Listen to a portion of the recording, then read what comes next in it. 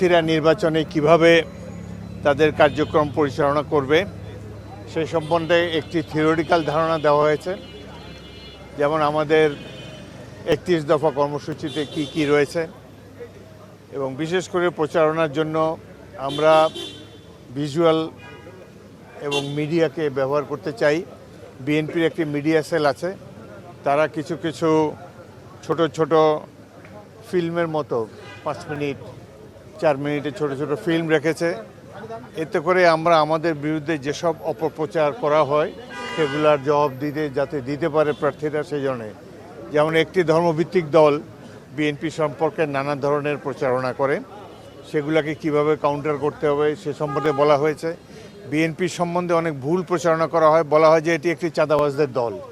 এখানে আমাদের দলের পক্ষ থেকে একটা রিসার্চ টিম বিভিন্ন অঞ্চলে গিয়ে প্র্যাকটিক্যাল খবর নিয়ে জনসম্পৃক্ততার মাধ্যমে দেখা গিয়েছে যে এর অনেকটাই ভুয়া। আমরা তথ্য উপাত্তের মাধ্যমে প্রমাণ করব যে বিএনপিকে চাঁদাবাজ প্রমাণ করার জন্যে যেসব মিডিয়া ফলস ক্যাম্পেইন করা হয়েছে এগুলা কিভাবে কাউন্টার করতে হবে তার প্রামাণ্য কতগুলো ভিডিও আমরা পেয়েছি। এবং সব প্রার্থীকে ল্যাপটপের মাধ্যমে পেন ড্রাইভের মাধ্যমে দেওয়া হয়েছে যে কিভাবে আমরা অন্যের অপপ্রচার থেকে প্রকৃত জবাব দিতে পারবো। তাছাড়া আমাদের যে উন্নয়ন প্রকল্প, ফ্যামিলি কার্ড, কৃষক কার্ড, এগুলোর কি কি কন্টেন্ট আছে এগুলা কৃষকদেরকে বোঝাবার জন্যে কি উদ্দেশ্য রয়েছে এটিকেও বিস্তারিতভাবে আলাপ করেছে।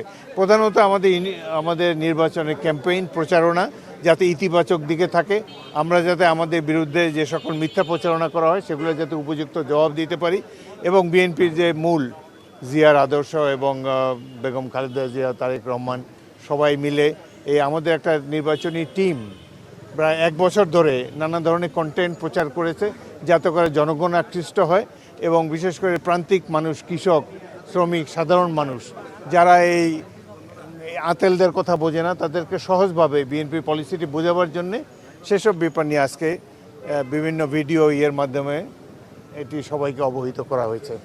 এবং বিকালে আবার নির্বাচনে যেসব প্র্যাকটিক্যাল প্রবলেম হতে পারে সে সম্পর্কেও বিকালের সেশনে আবার বলা হবে।